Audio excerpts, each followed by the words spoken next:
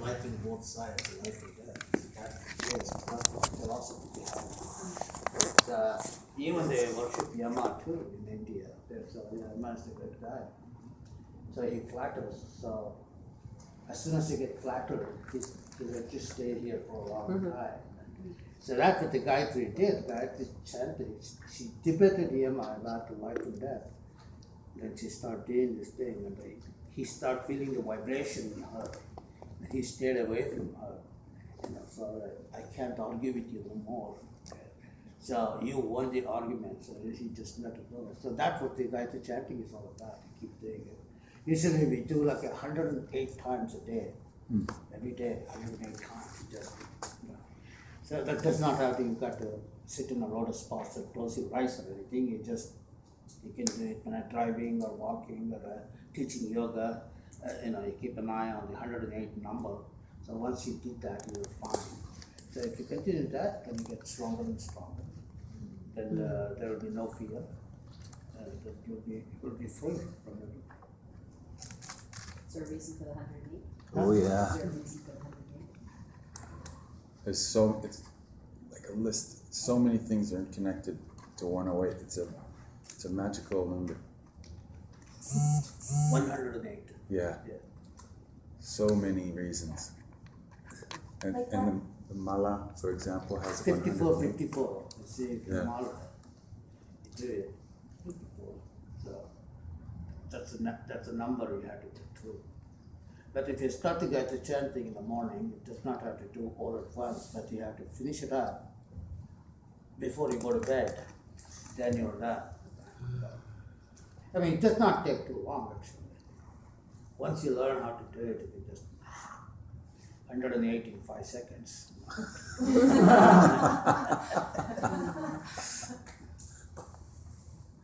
So, any questions? Do you have any questions today?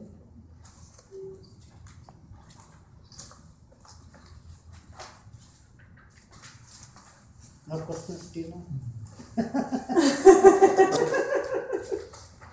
It's so beautiful to chant it. You can tell how, your lungs, your heart, Yes. what a beautiful thing to chant on this day, every day. Can you chant in English? No. It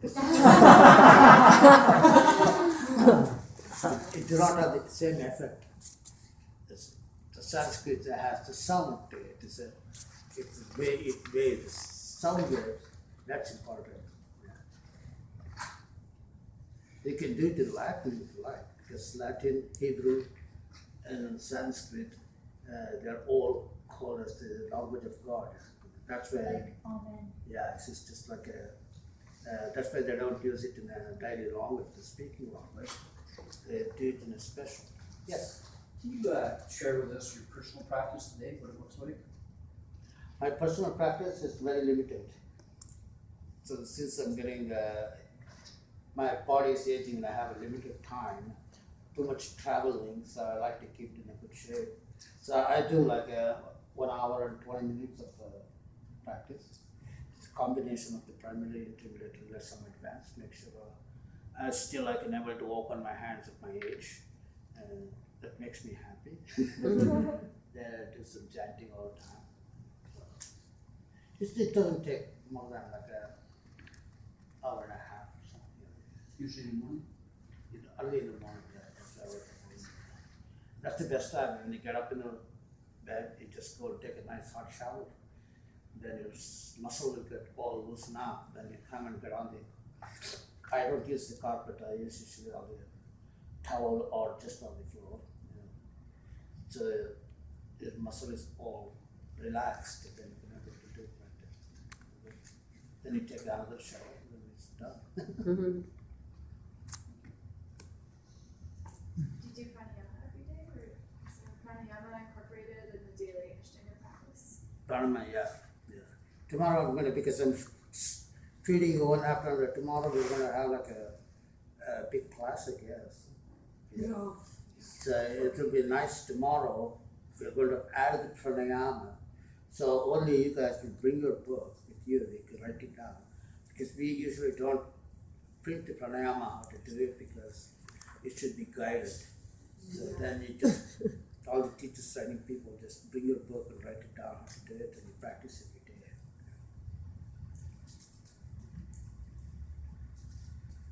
You do your pranayama after your. After the asana, you do the pranayama. Then pranayama, you do the chanting. After all this chanting, then you will be completely relaxed. And then you can lay down on your back for a while. Yeah. Yes. What is the fire? Well, the feeling of the fire on your body sometimes. Shavasana, like a fire, like somebody lit a piece of your body on fire. Do you feel a fire in your body? Once after some Kundalini practice, I felt a fire Uh-huh. here, like somebody lit a piece of incense and it was just flames. What is that? I never felt it, I don't know. Okay. Yeah. Every body is different, you see. Some people get emotional while practicing yoga. Some people get really angry. It's just like the things are like supposed to come out of the system. When I was sitting in New York, and then I have this Gwyneth Paltrow used to come to my class, and I did not know who she was. She was coming every day class. Then when it comes to Baddhakonasana, she would start. I said, start crying. And I said, is everything okay? I don't know, when I get to this posture, it's emotions, too much emotions. And I said, yeah, sure, go ahead and cry, it's a good thing. And she had some trauma when she was a kid, so when it comes out, she works like through practicing yoga, then she did not. Then I said, hey, Gwyneth, don't you go cry today? She said, oh, no, it's gone, it's done. So she physically. So a lot of these actors used to come to my class in New York. They're all a lot of emotion they have. That's what they make them good actors. It comes out of them inside. And Madonna used to come to my class, and she was like, when she used to come to my class, she's been there already like a month. I don't know who she was. I don't even know. She comes every day. One thing is, she used to come 10 minutes late in the class. When she comes in, all the other people know who she was, but I did not know. So I was in my own world. And when she comes, everybody has to move their carpets to make a room for her. One day I said, well, she's been there for a long time. And I said, look, excuse me, you have to be here on time. We don't like to bother people during the practice. And she just looked at my face like, and then I looked at her and said, yeah, that's it. Come on, tomorrow. Then I had an assistant.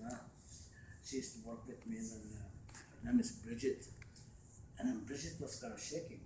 So, and she said, are you okay, Bridget? I said, oh, Manju, you know who that was?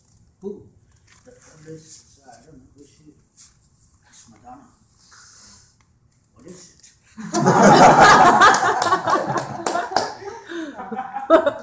So I never listen to her music. I don't know. I'm not in that world. Did she come on time? Huh? Did she come on time? Next day she did. Yeah, next day she did. She was there like 5 minutes early. So I think she has to work out something, So it's good. I don't know who they are. I just tell them. So listen to it.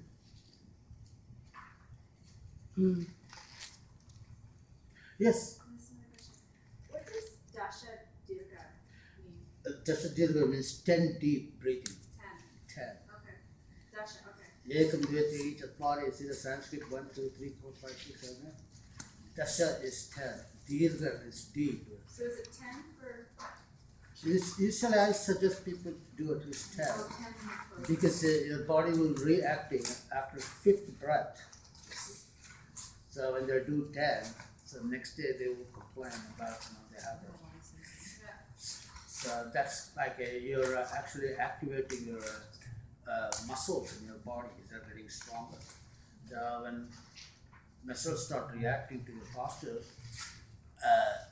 it gets stronger and stronger. In that period, you feel pain and uneasiness, but you have to go through it.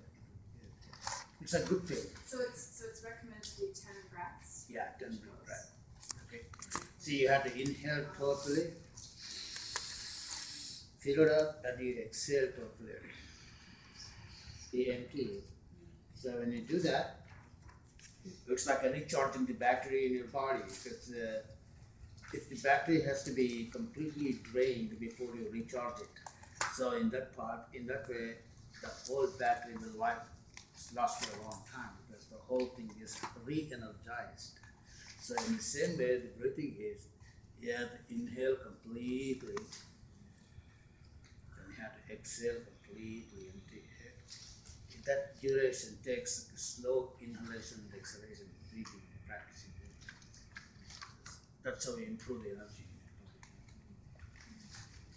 Do you have a list of all the drishtis? Huh? Is there a list of or transition of the different drishtis? Yeah. We will talk about the drishti. You have to learn one thing at a time. So when we do our own practice, should we hold each, like every pose for 10 breaths? Or So we were waiting for us saying that. Yeah. So that means you can limit your time because if you do not have a lot of time in your hand to do the 10 breaths for the whole day, what you do is make sure you do all the salutations, all the standing postures, and Paschimottanasana, Puruttanasana, sitting postures. So then you're fine because all the standing postures will give you exercise your whole parts of your body. Your back, hips, everything gets exercised. So then afterwards, forward bend, Paschimottanasana, Puruttanasana. Then you can just do the breathing exercise, pranayama. Sorry, you just need 10 breaths per standing posture For everything. in the Surya and Namaskar as well. Surya Namaskara, when you do number 6, Shat, Ekam Vetri Varipanta, Shat, looking at your navel, you do the 10 deep breath. Then inhale, jump forward, exhale. So only when you're pausing in the posture, that becomes 10 breaths. Manjuji, I've heard several teachers say different things, and I was wondering how would you verbalize why we do the right side first and then the left side? You what? I was wondering how you would verbalize why it is we do the right side first and the left side. It's the right thing to do.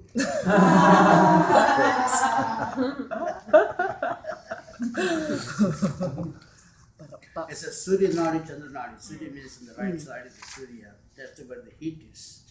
So you start with the heating the dal to where the heat is, then you supply it to the other side. The moon is cool, Surya is hot, so that's why you do start with the right side. Yeah, I remember somebody said to me something really funny that always stuck with me. She said she's having an argument with her partner and she said, "Don't mess with me now because I'm trying to clear my nadis." I thought that was brilliant when I heard that. She said, "I'm right on the sun side at the moment, so it's not good.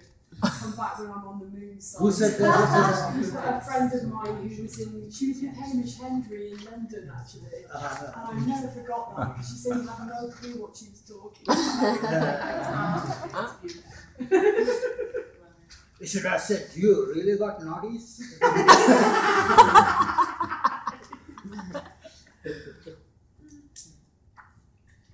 Yeah, in London we get a lot of different people there in the class. So when I did, I do a workshop every year in London, near the London Bridge, that nice area. All kinds of people come there. All the weirdest question. Yes. So, yes. Manju, yesterday when we were practicing, you were sort of leading or guiding us through the practice. It seemed like you were holding the poses for 5 breaths. Is that You were sort of- holding it for 5 breaths. Yeah. For the breath No, in, no, out no, for no. 5, right? Oh, So you're yeah. saying 10, that's 1 or 2. Now inhale and exhale makes 1. yeah. Because if you remember when we were holding the leg up, nearly all of us wanted to put our leg down, Yeah. Yeah, it was longer and it's much better to do it like that that. was 10 breaths. That was, That is in Sanskrit is called Arohana, Avarohana, going up and coming down makes 1.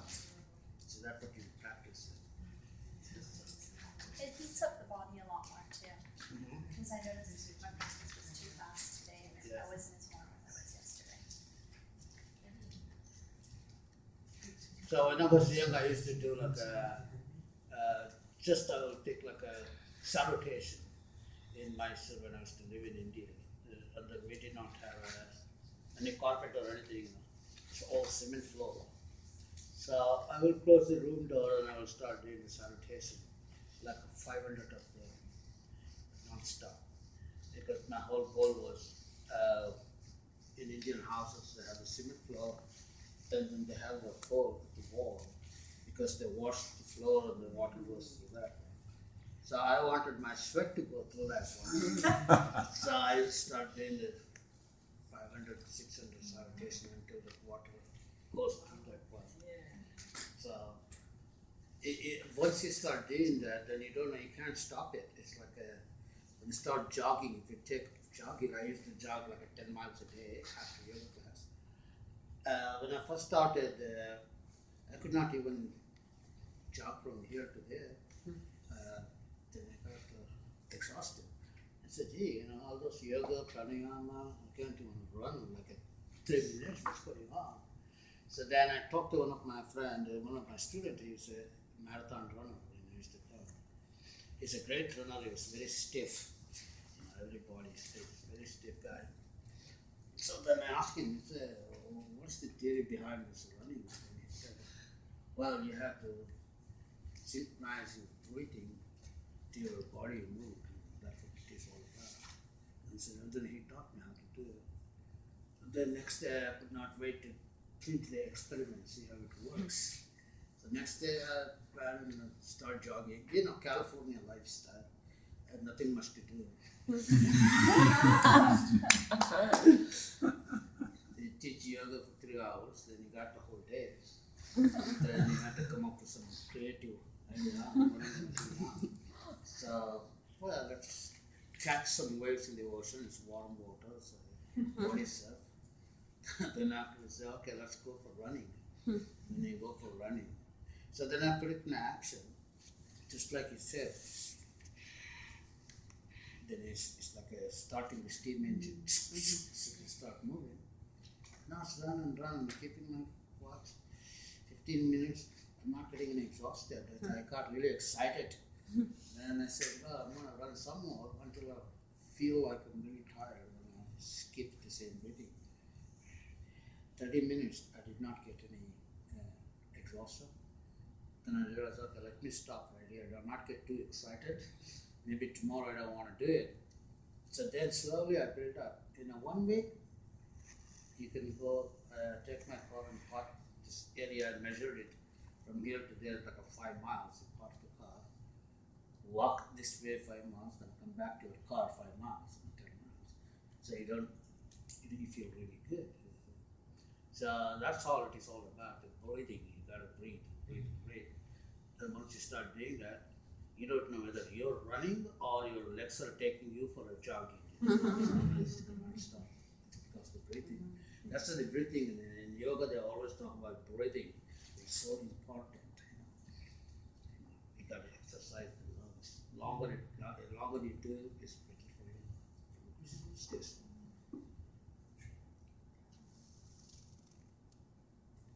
Do you still adhere to not practicing on the new moon and full moon? New moon and full moon, they're considered as the high magnetic days. That means there's too much energy that day. That's why the ocean will go crazy. And then also, full moon is called the indulge moon. That means it is his day rest. It's not going. That's why it's not a regular moon. You can see it's a very abnormal moon. That means he's not taking any responsibility that day. He'll leave you alone. Do whatever you want to do. If you get hurt, so he's like a lifeguard. So lifeguard is off duty. So that day you have to, you're not supposed to do anything. Just take it easy.